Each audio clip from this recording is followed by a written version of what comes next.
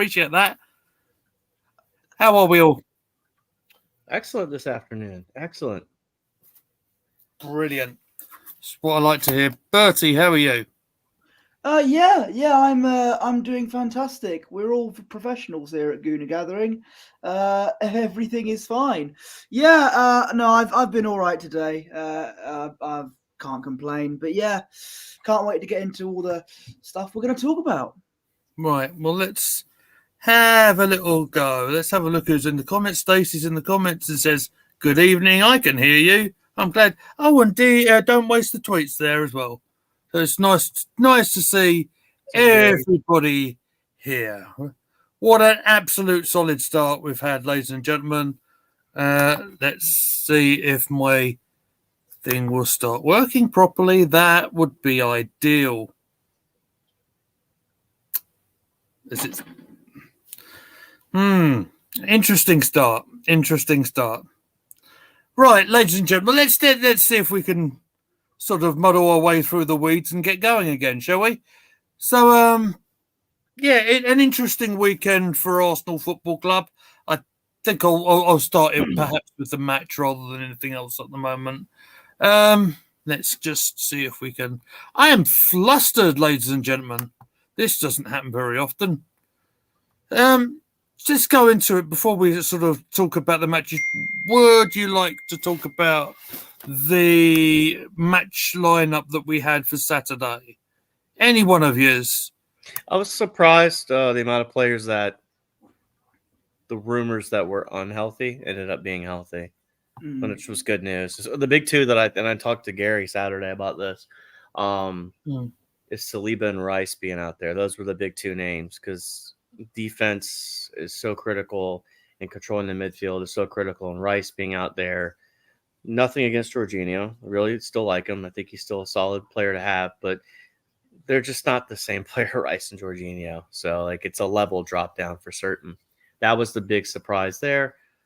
I'm trying to think who else was on the lineup. I know Jesus played a little bit of the wing, and Ketty in the middle. Yep. Looking forward to seeing Martinelli and Trossard come back. Trossard was on the bench, wasn't he? If I recall correctly. News. Yeah, which is good news. See if I can. I thought I put it up in the back end, but I clearly haven't. So let's go through it. Raya was in goal. Ben White, Saliba, as we mentioned. Gabriel was playing the centre half. Zinchenko doing his thing on the left hand side. Ødegaard, Rice, and Havertz. Then Saka, Nketiah, and Gabriel Jesus up front. So that's how we started up. And just referring back to that, ladies and gentlemen, there we are. It didn't take long for us to get started properly with an opening goal. Go ahead, Posh. I was just going to add to you on that point. You took the lead. Bukayo Saka gets another goal, which is very good because, as we mentioned before, first few weeks into the season, he wasn't the same player. Aside from the goal against Nottingham Forest, he wasn't the same player that he was last season. But I'm pleased he's getting up and running, I think, and he's on the score sheet again. So, I'm very pleased for him. And I agree with what Gunnar Forever says. Maybe aside from Rice, but I definitely wouldn't play Saka because he will. No, just don't do it. Don't play Saka in the Champions League. Why? We've got Man City on Sunday. Surely the most important game is the one that is coming up. If you want to stop Tottenham Hotspur from winning the league, then yes, they're not in the Champions League, are they not? So we've got Man City on Sunday. That's Sunday. So I'll put a different aspect on the sitting Saka because I'm on the same side with Posh when it comes to this. So the thing with Saka is, if you don't remember back to the international break, there was concern about an Achilles injury. Now I've had some thinking about it today as I've been working, and if it's going to go for him, if his Achilles is going to blow, it doesn't matter whether he sits or not. But the reality is, I would bring him and put him on the bench and bring him if we need him. I think there's enough quality in this squad at this point. We can do a business with Trossard, Reece Nelson, and Kedia. Play Havertz again, Odegaard. You can go with a heavy 11. I just think Saka needs to sit to be fresh for next Sunday. He's in training today. He'll probably play tomorrow. But if I was Arteta, that's how I would look at it. Now, like I said, the Achilles injury that was brought up, Achilles, it's going to go. It's going to go. So whether he sits or not, that's. But I think that's my position on that, Posh. But I agree with you. He should probably sit on the bench. Okay, well, yeah. There we go. That's what I'm trying to bring up. Well, famous last words, but I think tomorrow, I think we can manage without Saka, providing Arteta gets the team right. I just think Champions League, you can't take anybody too light, and surely Saka's one of our best players. Absolutely agree with you on that, chaps. But it's just that I feel that he has to start. Well, I just think that he was at the risk of a potential injury last week. Turns out everything was fine, but it looked like he was still his stamina was still a bit risky. But and then when he plays, he ends up limping off. It wasn't looking good. He just really needs a rest. And as Gunnar forever says, Arteta is burning Saka into the ground. It's right, and I just think just give him a rest for Wednesday. Have him ready against Man City, and which is a really big, which is again a really big game for us. I just think that's probably the safest idea. I see Lee's point to play him because it's the big game. Because if you look at a Champions League, so I'm going to play the counterpoint here, Bosch. But, the key to winning in the Champions League to advance in group stages anywhere, win your home games, tie your away games, right? That gets you at bare minimum, I think 12 points, which is enough to get through the group. So to see where Lee's point is, we need to finish this group off quicker. But the reality is, I just don't think he needs to be starting. He's a guy you potentially bring on, as the game goes on. I bring him with you for sure. I just don't know. The City game is so important. The Champions League is important, but the City game on Sunday is so important because we haven't beat them in I think 4 or 5 years outside of the FA Cup, right? You need to send a message on Sunday. That is the game that I'm not saying I want to throw the Lens game away. We've got to win on Sunday. We've got to send a message to the rest of the league. I'm not too worried about Tottenham right now, Posh. I know they're pushing on and doing well, but I think give it some time. I worry about the future of Ange and Posh in Tottenham because I think Ange is an excellent coach. But this season, I don't think they have enough to go through. That's why Sunday's result of Tottenham beating Liverpool was the best thing possible. Because Liverpool is the bigger threat than Tottenham is for the title. I know the standings say this right now, but we'll see in January where they are in the championship. Well, in the league table. Yeah, absolutely. In case of wait and see. Yeah. It'll be interesting to see that lineup. I think we are getting ahead of ourselves, guys, because I think we're still talking about the Bournemouth game, and then we'll sort of progress into more of what will happen potentially tomorrow. Let's go to obviously with the opening goal that we're talking about. I've got to say Saka's reactions on the Jesus header were excellent, and look, I do get your point of what you're saying about protecting the lad and everything like that. It did look perfectly fit and well in training today. So I've tried to get the picture up. We do want to move on just a little bit to us winning the penalty just before half time. Eddie Nketiah was taken down by Aarons. Any argument with the penalties there at all, guys? No, it was late. I thought it was a clear penalty. Yeah. And it was. We took our advantage with it. Yeah. Great penalty by Odegaard.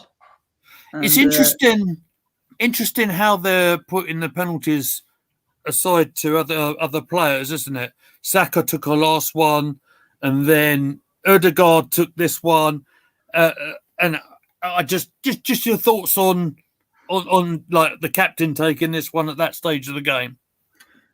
We either have two penalty takers, which is either Odegaard or Saka. They're our main penalty takers. Occasionally, there might be the odd one more. Spoiler alert! But I think it's a bit of almost a 50-50 to see who takes our penalties, who takes a penalty out of Odegaard and Saka. Yeah. Just to say to you two, I'm having massive ego. I was just going to put it in the private chat. I'm having massive difficulties here today, so I apologise for all of that. It's all good. I'm sure it will be fine. It'll be fine.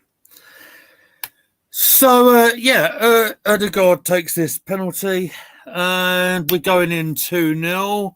Very shortly goes into 3-0 with Ødegaard in just into the second half, taken down by Christie. It was one of them, a very persistent, quick attack that looked like it was dangerous from all sorts of angles. Ødegaard eventually taken down by Christie. And again, thoughts on the penalty given on here? Again, it looked like a penalty to me. Nothing to complain about. And I saw it. It's funny. I saw a lot of people because I wasn't at the game. I was somewhere else. I was at the mighty Ebbsfleet. The Fleet, I saw some people on social media saying, "Give it to Havertz, give it to Havertz," and lo and behold, well, I'll let you take over from that. Absolutely. Well, I thought it was. I do have a little picture of it actually. If it were. Oh, good, because I can't see it at the moment. But there you go. We can. Well, as long as you guys can see it, that's fine. Listen, can you imagine if you had missed it? Just so what that would have done, especially to you, young man. But oh my word. Yeah, I mean, the pressure on him was second to none, and he took it with ease. And fair play to him, because that was definitely one of his. Sorry, no worries. That was his best game for us so far, and he took the penalty, put it in the back. I didn't mean to put that back up. Can't complain. If you could, Posh, please take control of the back end, because everything's falling apart my end at the moment. So Havertz took the penalty. Thank you. It was a very good penalty, and the fans treated him like he was the second coming of Pele. He wouldn't stop. Look, the fans are great, and brilliant support from the away fans. It's fantastic. I'm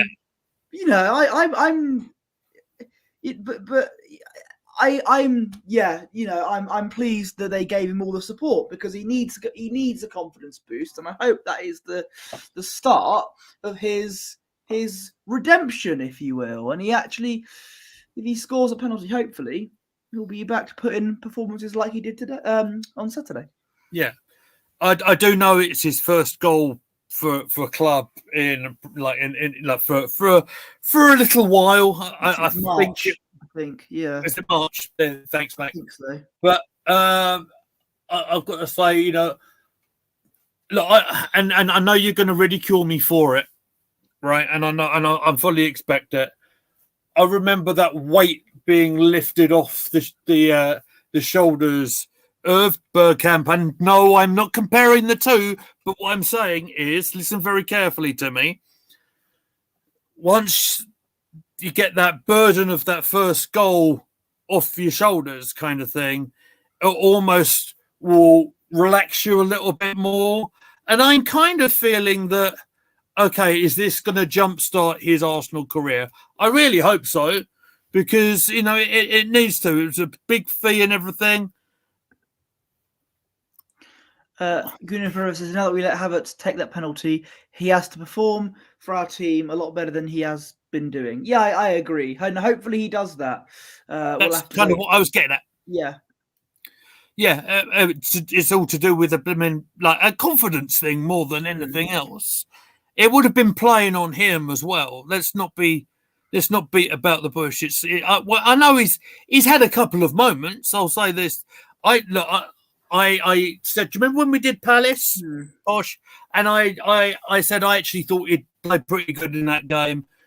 The PSV game, I would strongly suggest, was still our strongest performance of the whole season so far. Yeah, but it was nice to see him and the whole side. Not just I'm not picking out one player here.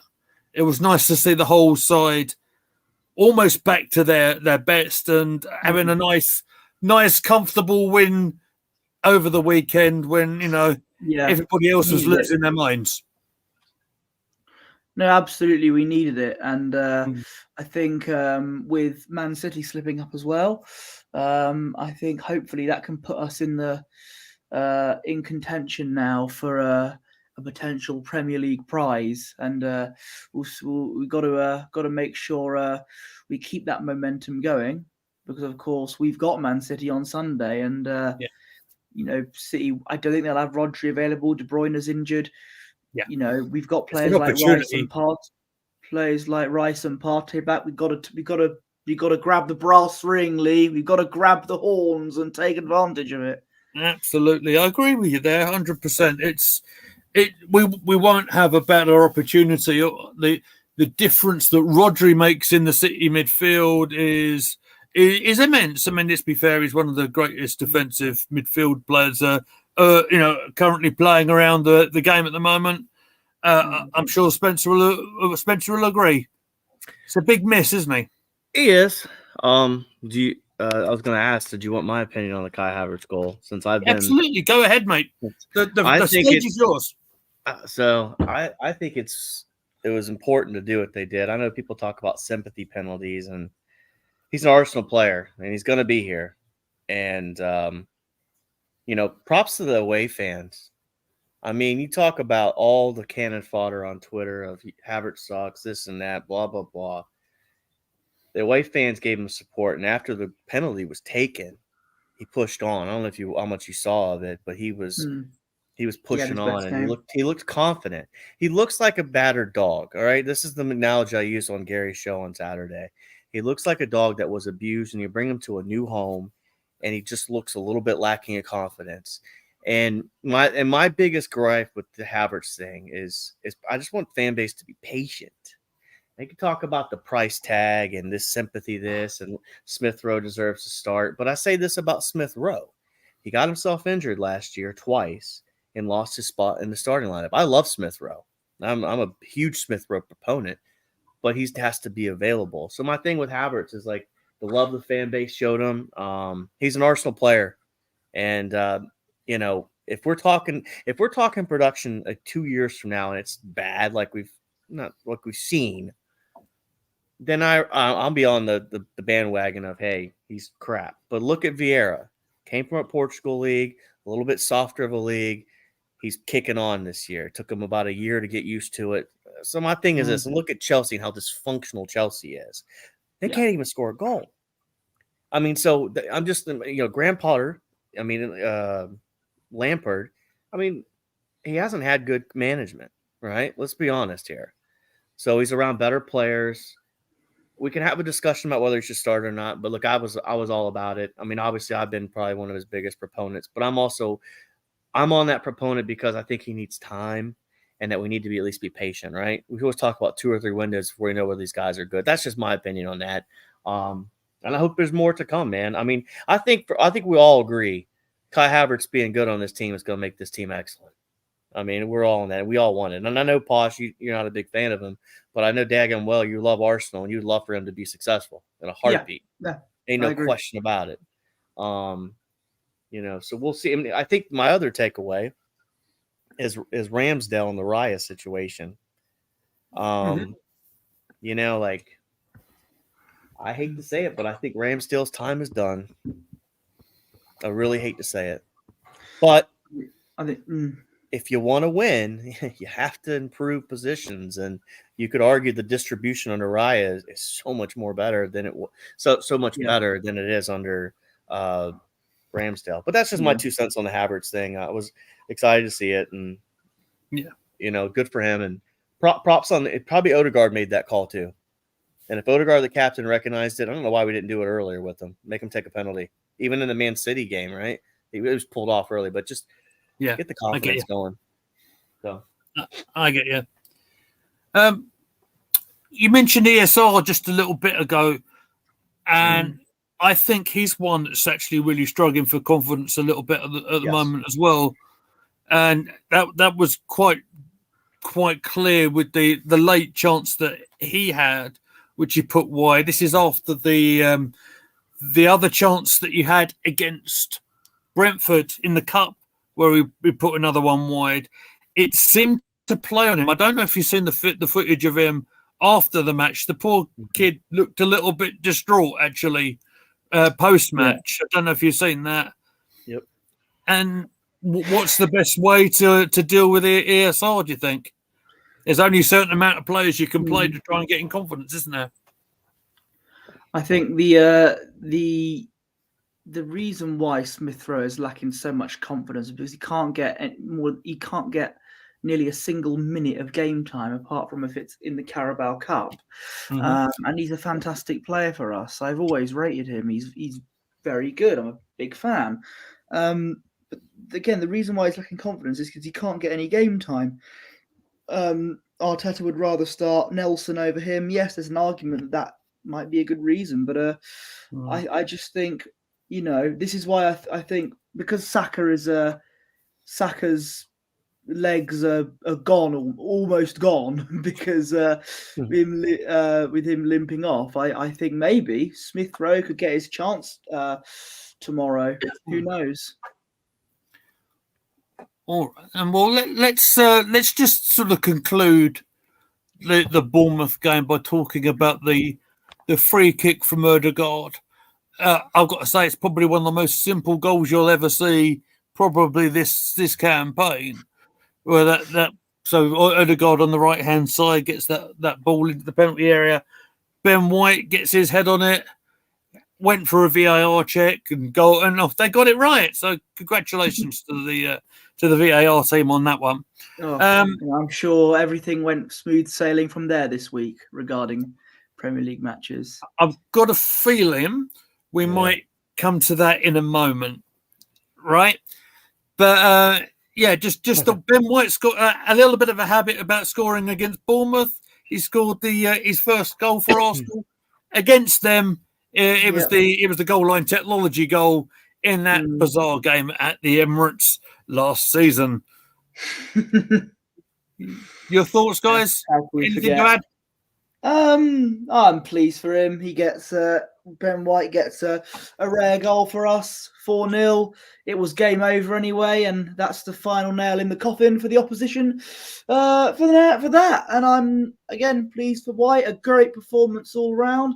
It's the result that we wanted.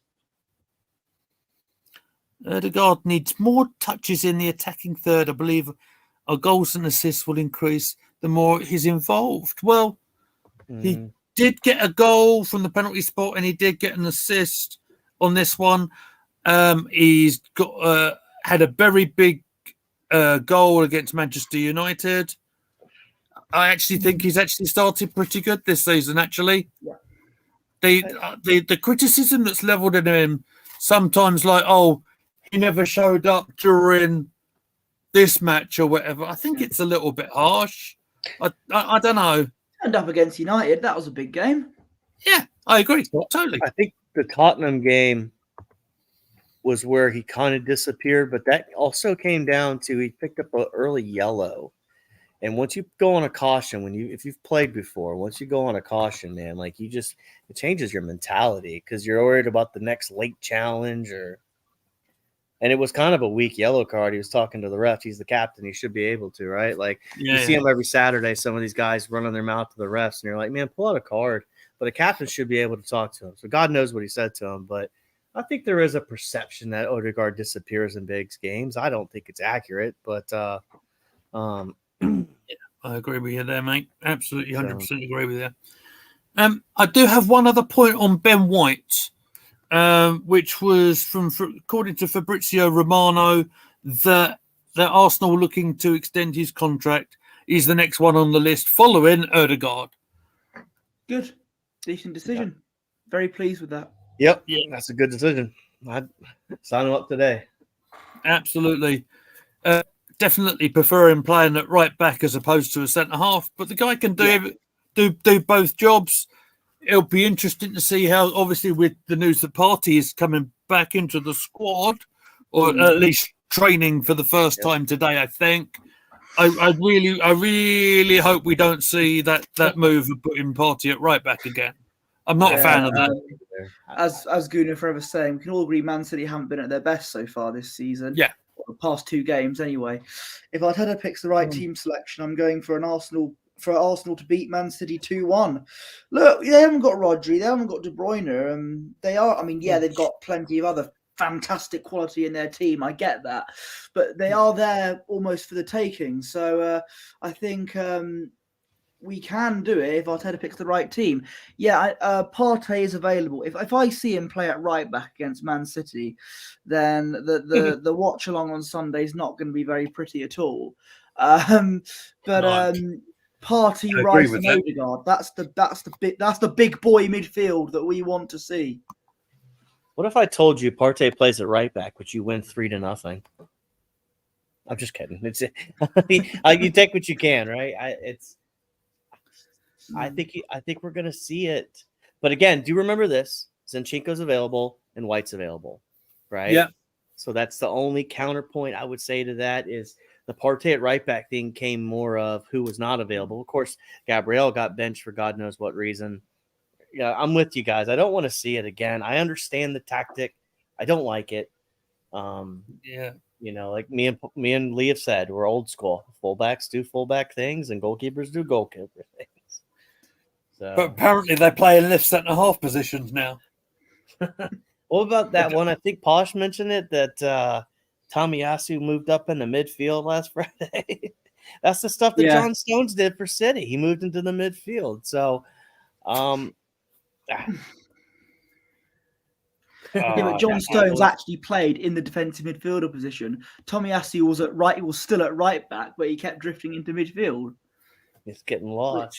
It's just It reminds me of coaching kids, and you want to pull them back, like you tell them to be in the right back position, and the kid's all the way over, and you're like, "Hey, come back here." So I want to play. I want to play. Give me the ball. A bunch of bees chasing the ball. Yeah, Partey playing anything but a 6 is criminal, says DWTT. Arteta must hate the man. He should play in his best position, just like Jesus.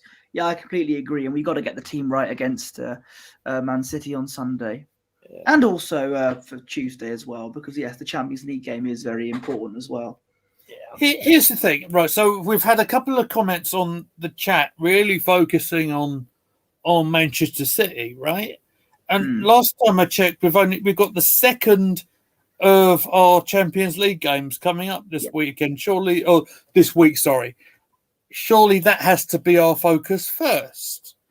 Now, with that being said to you both, I'm really interested to see or hear what you think we should be playing as our lineup then. I obviously these are 2 big fixtures for us. You can't deny that. We can't change the fixture list. No. I think I will expect not heavy. We can't do that for the Champions League, but I think David Raya might still be in goal. I think we might switch from Ben White to Tomiyasu at right back, maybe, just for rotation's sake. That's not my decision. That might be what I think will happen. But I know you might not agree with me, but I think it would be smart to rest Saka for this game because he's been constantly used, and against Bournemouth he was limping off. So I think for that game I would give him a rest and play Smith Rowe. Spencer. They were talking the RC Lens, right? Racing Club Lens, right? I'm going Ben White at right back. Kivior.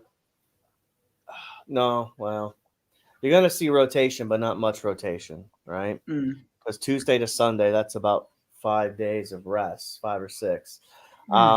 I definitely want to see Saka on the bench. I want to take the squad because all players need to be available.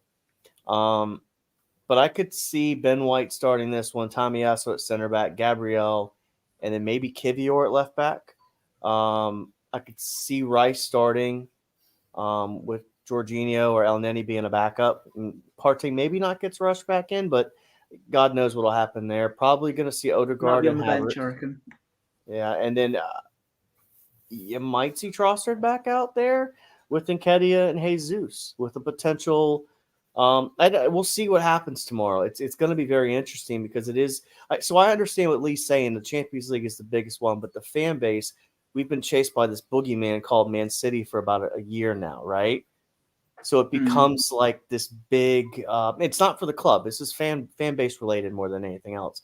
Fans are over-obsessing over this Man City game because it's a benchmark, right? If we win on Tuesday and lose on Sunday, no one cares that we won on Tuesday, at least in the fan base, right? So I think we've created this boogeyman that we got to beat Man City. And I bet you there's some Arsenal fans out there that would trade a loss tomorrow for a win on Sunday. I don't know if they'd say it out loud, but I'd rather win both games, to be honest. Oh no, I'm with you. But if they were given a choice, actually, Posh. No, I'm playing that devil's advocate. If they were given a choice, I think someone would take that. That's how much Man City has meant the chasing.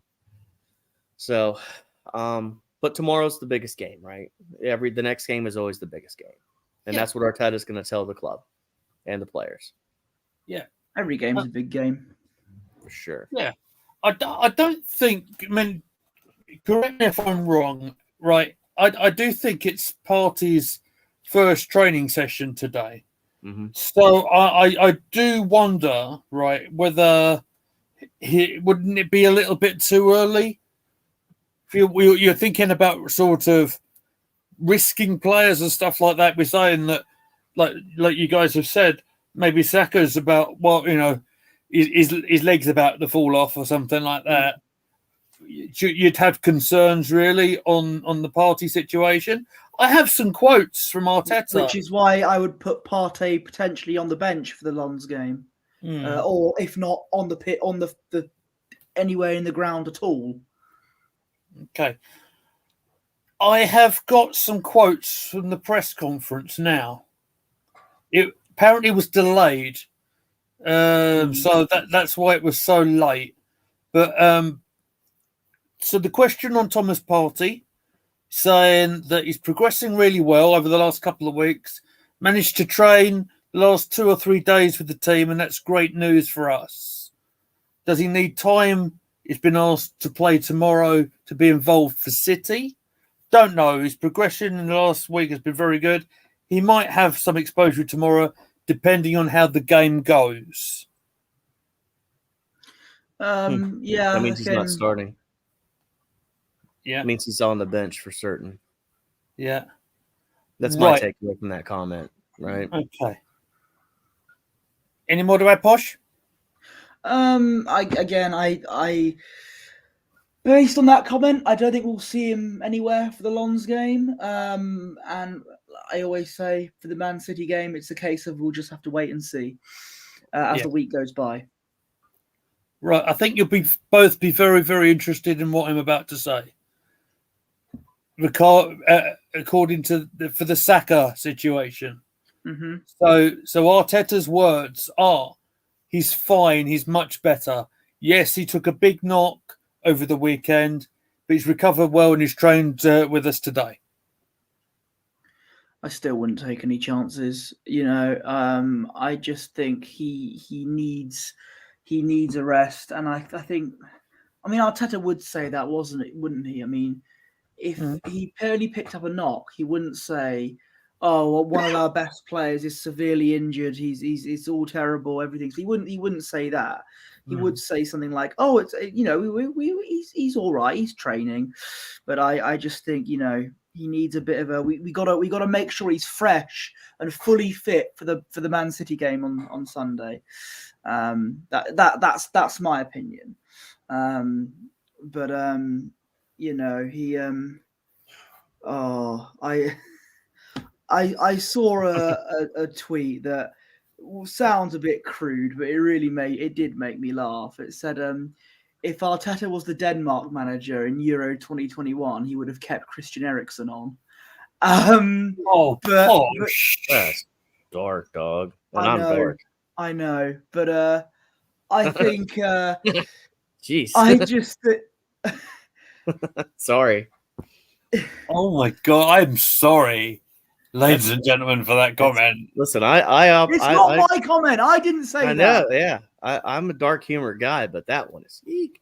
I know. So, This all is good. the same guy who was trying to pump drugs into Saliba. But there you are. I think also just the last thing I have to add. I've got to credit Football.London here for what I'm reading to you. I think that's only right. To answer the question about, like I've said about, surely we should be looking at this game, the Lens game, as opposed to the City game. It was asked, do you pick team with one eye on City? And he said, well, first of all, we have to know who's available and what condition of every player is, because we had some issues last week. It's great that like Saka is available, and we'll make that call tomorrow. So we'll see. We'll see. About this time tomorrow, it'll be all confirmed, and we'll see where we're lining up, and then God help us when we see the team sheet. That's all I'm saying. Hey, Who we knows get all what 3 points may tomorrow. transpire? We can live with it, right? Just get the 3 points, baby. Just win, baby. Right. Okay. Right. I don't think there's really much more to add there. I do know something about Lens, not much, but I know they had a really difficult start to their season in France. I know they lost a couple of games. They sort of have got back into form a little bit. Their first game in the Champions League was a 1-1 draw against Sevilla. And that's about as much knowledge as I currently have on them. I think they're 13th in their league. Yes, I think you're right, sir. I think you're right. So we should, both home and away, we really should be. We should be beating them. The crowd is great there. I'm French. I've been there many times. I'm assuming you're talking about Lens. But yeah, good to see you. Bonjour. And, fantastic. And yeah, it's going to be an interesting game.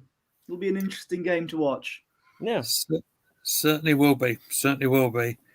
So, dare I ask a prediction from the pair of you? What do you think for this tomorrow? I'll go first, I guess. I think 4-1. I think 4-1. Oh, Arsenal. Sorry. Okay. Oh, I got it. Just 4-1. Cryptic, right? I'm never wrong.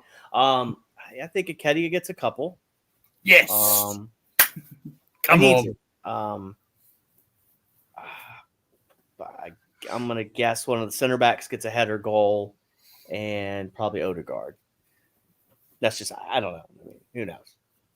I mean, so right. I'm going 6-0 and Havertz gets all 6. No, I think there we go. I'm going to go for 2-0. No idea who's going to score. Who knows? Maybe Nketiah might do it. You never know.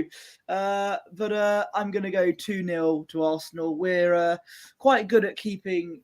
Oh, I might jinx it about keeping clean sheets away. But I'll still go for 2-0 to the Arsenal. I think it'll be a comfortable win. Okay, what Guna Forever is saying 3-1 to Arsenal. Great analyst saying what I'm going to go with. It's the 2-1. So I think that takes care of pretty much everything Arsenal-wise. Yeah. Was there anything I might have missed over the weekend that might have been a bit controversial, perhaps? Don't waste the tweet saying 3-0. I'll tell you what. I got 3 letters for you. Well, I'll segue if you don't mind, Lee. Absolutely. Go ahead, sir. So the conversation has been VAR, but I think it's misguided. The issue is refereeing in England.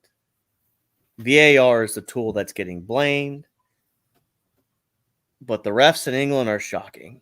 And we saw it in the Arsenal game on Saturday. And I'm not going to – I mean, I'm stealing a little bit of information that I heard from Tom Canton on this, but he brought up good points. So I'm going to give credit where credit's due because I'm not original on everything I say. But Havertz had a yellow card that was called in on Saturday. Billing does the same revenge tackle, no card. There was like 2 or 3 cardable offenses that our ref in the game missed. And you could sit there and say the argument was, well, you got a penalty in the game, you should be okay. Well, no, like I get it that things are not inconsistent, but the quality of refereeing is poor. That's the problem. So like Gunnar Forever said, look, VAR is just a tool. It's how you utilize the tool, right? I mean, I watch replay in America on American sports, and they do a pretty good job. They miss some calls from here to here, and some things are technically not reviewable based on the law. But the argument now about the offside rule, right? Yeah. It's the rule. It's not the instrument. You know, if you don't like the rule, petition for the rule to be changed. You know, where the arm was over, so how the arm can't make him offside. And then the other discussion I hear is like, well, it takes the emotion out of the game. Well, like I said on Twitter earlier, if you're looking for emotion and you're looking for stuff like that, go watch a Hallmark movie. I just want the call to be right. I want the right team that's supposed to win. I want the calls right. I don't need feel-good moments when I watch my football. I just want the right call. And there needs to be a serious discussion about the people that are running this institution. It's a good old boys network, right? I mean, look at him. Mike Dean said, I didn't want to call my mate over to the monitor. Here's another discussion point. When a ref gets called to the monitor, does the ref feel empowered to say, no, I'm sticking with my call? Or they go to the monitor and says, hey, you got to turn it over anyway. That's something that I told my wife on Sunday watching the game. I was like, you know, he called him over to the monitor. What if he says, no, I still think that's a foul? We haven't seen that yet. All we've seen is they get pulled over the monitor. It means the call's getting overturned. So, I mean, you watch it in MLS, it works. It works in American football. I saw it at baseball on Thursday. They challenge balls and strikes, and they have like an automated system. It takes 5 seconds. You see it on the screen. They show it to everybody on the actual jumbotron. I mean, it's kind of sad, and I hate to see VAR get scrapped because you're still going to be left up with the same result, guys. The wrong outcome. So that's been my passionate rant for today on that. And it's a good argument. It's a good argument. Yep. I think I know where this argument might go with you, young man, Posh. So I think I'd like you to lead it. You go ahead. You tell me your feelings on the VAR and how it's not fit for purpose. I think you're probably going to say. So I understand the argument that VAR isn't the problem; it's the people in charge of it. But we've heard that since it was invented, back in 2018 and 2019. Now I can make a very unfair comment and say how Liverpool, the team that have been the proprietors of bad VAR decisions for the last 3 years in their favour, have got a taste of their own medicine. But I'm not going to do that because I'm going to be fair. They got absolutely robbed on Saturday, and it was completely the wrong decision. Obviously, we know how that feels with the whole Lee Mason situation last season. It's exactly the same, isn't it? But it pretty much is. And look, we've had 14 apologies by the associations in 12 months, and yet nothing has changed, and nothing will change. What was I gonna say? I just think that, look, I completely forgot what I was gonna say, but yeah, right, don't worry, I'll dig you out, mate. No problem. Okay. I have another point to make, and I heard this quite late on today. So your thoughts on hearing about the VAR team officiating a match up in the United Arab Emirates about 48 hours before that match, Tottenham versus Liverpool. Would that have any bearing on poor decision making in terms of the VAR there? Oh, I have no idea, but we keep saying oh, it's the people in charge. We hear this year in and year out. We get all these apologies. 14 apologies in 12 months. Yeah. People they then announce, oh, this person's been taken off VAR. We're going to get someone new in. Yet this has happened 14 times, okay? And yet nothing has changed. So if it's the people that are doing it, they've hired all these people and they make the same mistakes time and time and time again. Wouldn't it just be beneficial if maybe not get rid of VAR completely, but add something has got to change, because it's we got to stop it having these people that are obviously the leagues that they have their favorite clubs, as we know, and it used to be Liverpool, but the torch has been passed and it's now Tottenham Hotspur. They love a bit of Big Ange, don't they? They love him. Now, and Posh. Look what we're seeing. Well, I do want to absolutely clear up and sort of try and say what Dermot Gallagher was trying to say, and I hopefully the picture will come up. I can't see it, but it's up. It's up. There it is. So apparently, this is the goal that we're talking about. It's Diaz being offside before he put the ball in the net. So the on-field decision was no goal, I believe. Yep. Yeah. And they sent it up, obviously, to VAR check it. And very quickly, I think there was a miscommunication in the VAR saying that so check over, I believe, was the terminology they used, thinking that he actually gave the goal. And therefore, what was a bad situation escalated to get worse and worse. And under the rules, there was no power for the referee or the VAR, I believe, to go back and say, actually, because we've restarted the game, we've done this, we've made a right pig's ear of it. And, and there's the point that Liverpool have made in one of their statements saying that they were very unhappy in how quick the play resumed. Yes, it would help if we knew in the stadium what was going on, because it's one thing seeing it in the television when you can hear the commentary and whatnot. But it'll just lead to a whole load of confusion. That's why in the Ladies World Cup, when I saw bits of that, when they made VAR decisions, the referees were mic'd up. They do that in cricket. Exactly. Exactly. Well. And it was made clear what was going on. I thought that was a much better way of doing it. But in this situation here, well, they I don't know what rule of the lines were drawn on, but it clearly wasn't right. It's, as Dermot said, it's a really bad one, and how they got it wrong and it wasn't the first bad decision that VAR made, I believe, during the game as well. Liverpool want to hear the audio. Yeah, I think we all do. I'd like to have heard the audio from the Brentford game from last season, where they, how they managed to get to a situation where they forgot to draw the lines on the screen. Posh, thank you very much. I was just going to say, could you get there to that? Thank you very much. Read your mind as always. It still leaves the same incompetent people in charge. I think that's the big problem here. Look at for every VAR decision that's wrong, the 14 that you brought up, Posh, they had to do an apology. There's probably, I don't know, and I'm guessing here because I haven't done the statistical analysis on it. I am an analytics guy, but I'm sure they get probably 7 or 8 right. And you always see that about March, they'll do a little article on the Athletic, like, hey, what the Premier League table would look like without VAR, because it's just to get the clicks, right? I just think it comes down to the officials, and it is incompetence. It is the good old boy system. I think the solution is bring the League One guys up at this stage, right? Bring the League One guys up and send the Premier League guys down.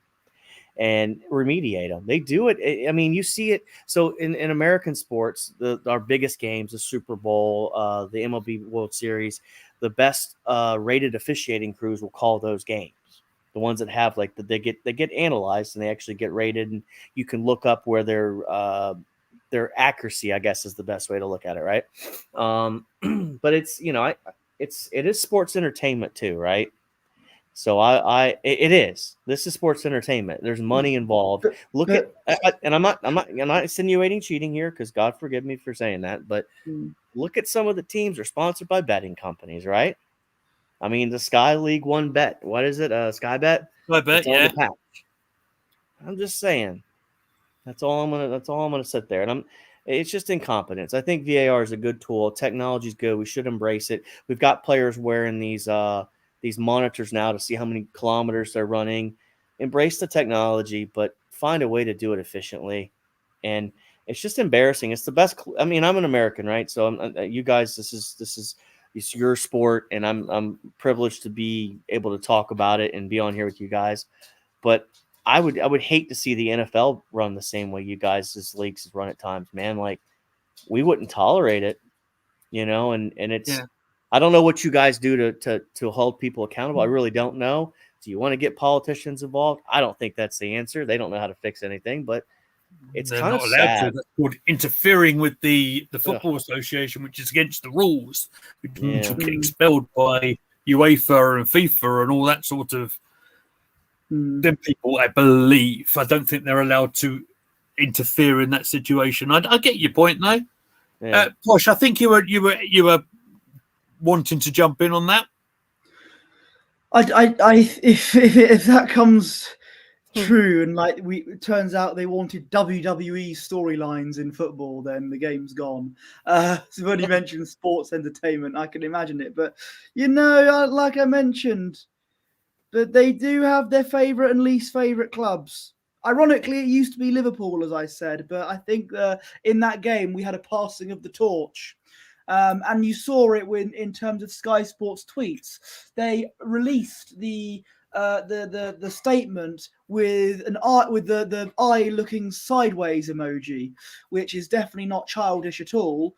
And then a bunch of tweets are about how much of an almighty God Ange Postecoglou is. Yes, he's done well at Tottenham at the moment, but the love fest was never ending. And again, it's a bit of a game to them, isn't it? But yeah. Apparently hit by travel chaos head of the Champions League. Can you clarify that for me if it's true? I have not seen that. I've been busy doing this. That would make sense with the delay of the press conference then. That sounds like the same situation that Newcastle had to deal with last week. So that being the case, there's every chance that Arsenal could get fined, similar to Newcastle. But be that as it may, that's not really the end of the world. So it wasn't just the goal that was up for debate. Just briefly want to touch on the Curtis Jones red card and the Jota red card. What were your feelings on the first one? So as far as I was aware, from many people, one of them was deserved and the other was not. Jota got 2 bookings. That was on him. The Curtis Jones red card, maybe it was a bit unfair, I guess. But, it was a case of the game was already decided, red card or not, let's be honest. But, I think it just wasn't a pretty game in terms of refereeing and VAR and things like that. It's just everything that possibly could have gone wrong. Yeah. My understanding is that Liverpool are set to appeal the decision on Jones. Obviously, the one with Jota, we picked up 2 yellows in very quick succession. And Posh, you said this yourself. That's very much on him. That was him being stupid, and there's no words I can use to sympathise with Jota on this one. So Gary says Jones was harsh, but it's consistent with the other decision. Oh, The only time yeah. I think that's a red PGMOL card. I just watched the replay. Sorry. He goes studs up into his ankle, like mid-ankle. I think Jones is a red card. It's like It's interesting. It's mid-ankle. Like it almost could have broke Basuma's ankle. Yeah. Yeah. Yeah, I think that's a red. I'm sorry. I just saw it, so I didn't mean to interject. I'm sorry, but once I saw it, I just kind of like, ugh. So it wasn't a pretty challenge. I agree with you. Yeah. We saw Aubameyang got sent off at Bournemouth for the same type of challenge. Remember that? It was Boxing Day about, I think, 4 years ago. Came late on the 50-yard line. And wow, you've got a good memory. Well, at that time, Arsenal and red cards went together like, yin and yang nowadays. But yeah, precisely. In those days, I should say. Precisely. It's the way he attacks his ankle. He could have easily broken his ankle. That's why I think it's just. But go ahead. I'm so sorry. No, that's all right. Listen, this is an open forum. This is no holds barred tonight, pretty much by the sound of it. So I was listening to the Gary Neville commentary, and he as a player saying, I don't think that can be a red card because he was going in for the ball, and I get the argument, and I've had arguments today in my other place of work where people are saying, oh, he was high on the tackle. It will be really interesting to see where the appeal will go. Yes, I heard this. Yeah. Liverpool trying to get not a chance. If that was an option, it would have happened by now for other teams. Other teams would have tried to do that option, and they would have done it by now. We would have been able to replay the game against Brentford last season if that was an option, but it isn't. It's different It's different from the situation. You might not remember this, Posh, but there was a situation when we played Sheffield United in the cup, and we got a goal. I think it was Carnu who scored it, and they kicked the ball out to get a player getting some attention, and apparently Carnu didn't know what was going on, and Parler took the throw on and went to score.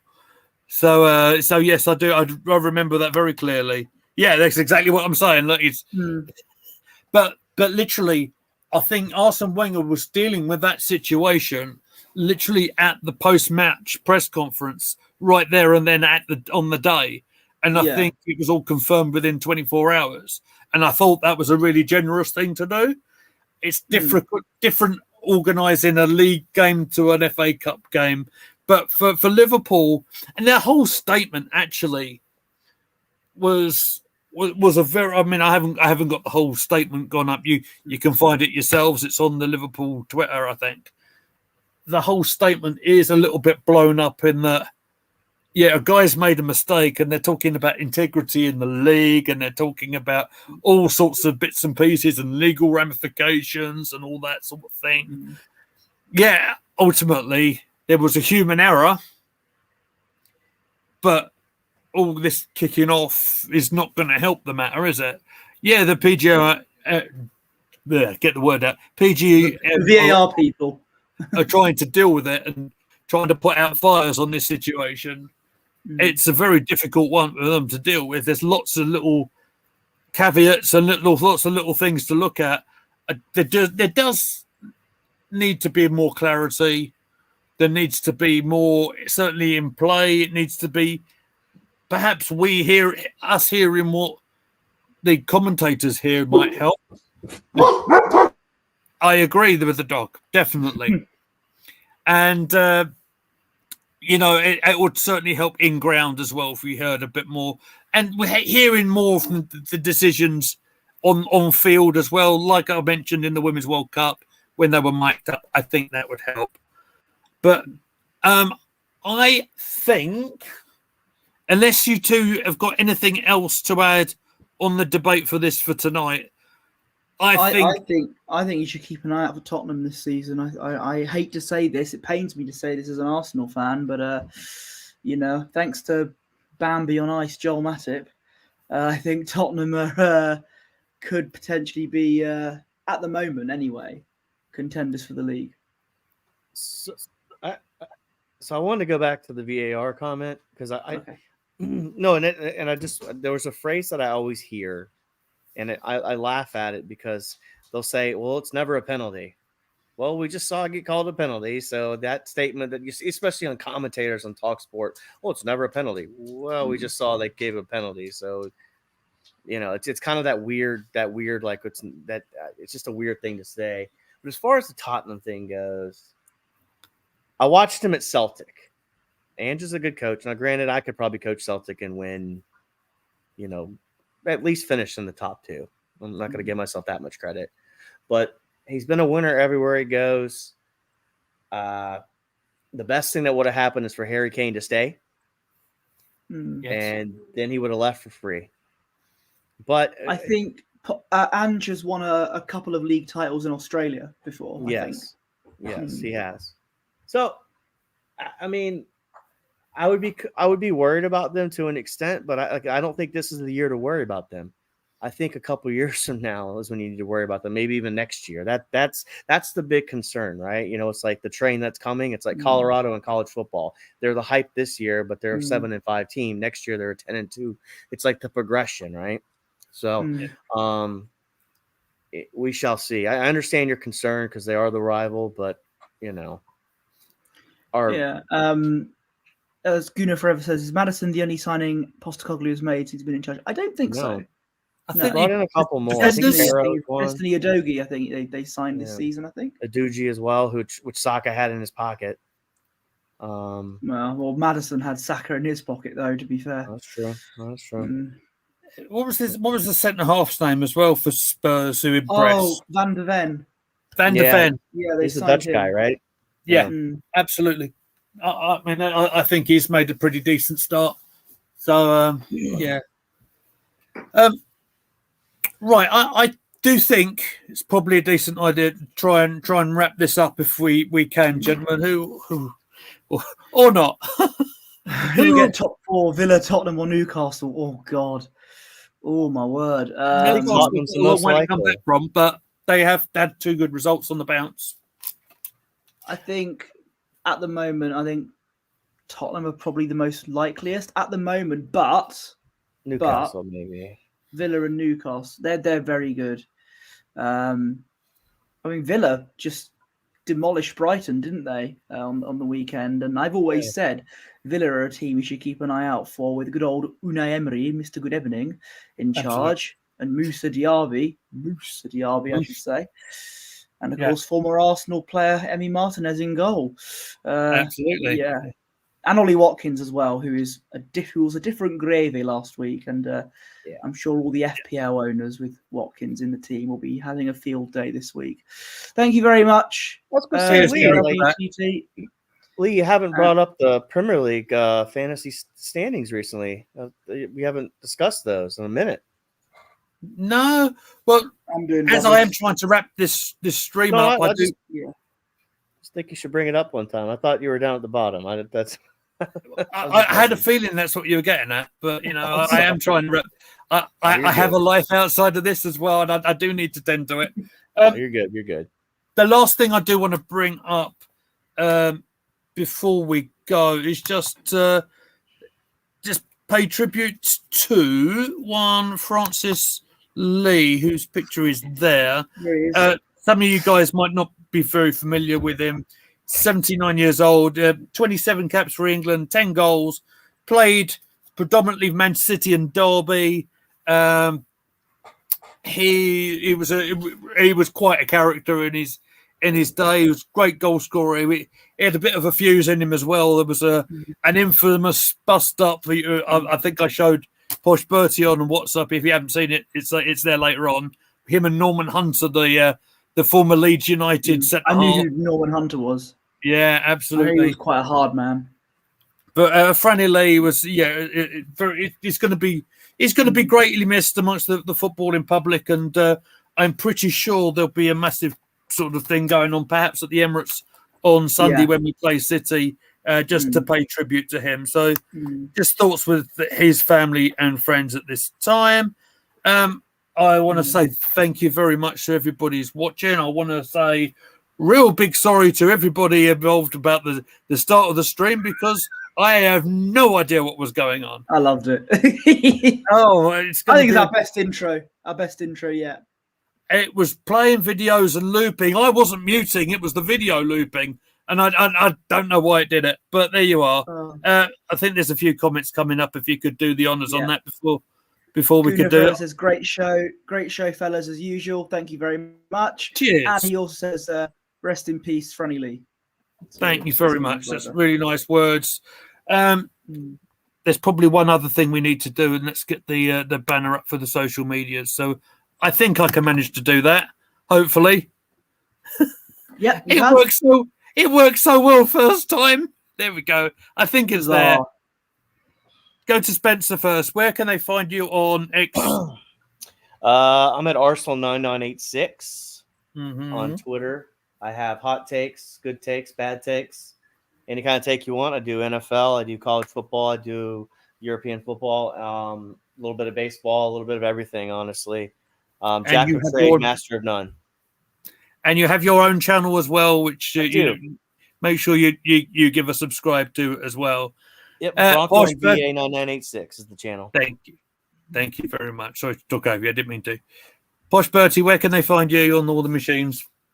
You can find me on Twitter at Posh Bertie and Instagram at Bertie Wanless. You can also find me, of course, on this lovely channel, Goon the Gathering. I know a lot about football, but I don't know much about NFL, though, other than Taylor Swift goes to games now. But aside I'm just from going to shake that off. Aside from that, it's all good. Absolutely. Well, again, thanks everybody for watching. Make sure you've hit the like button before you go. Make sure you subscribed if you haven't already, and make sure you hit the bell button for receiving notifications. Thank you, Noel Kane. Hello, mate. You can find me at Goonly Mead. You can find all of us at Goon the Gathering. What a stream. I'm going to have a lay down. I'll see you later, everybody. Take care all. Come on, the Arsenal.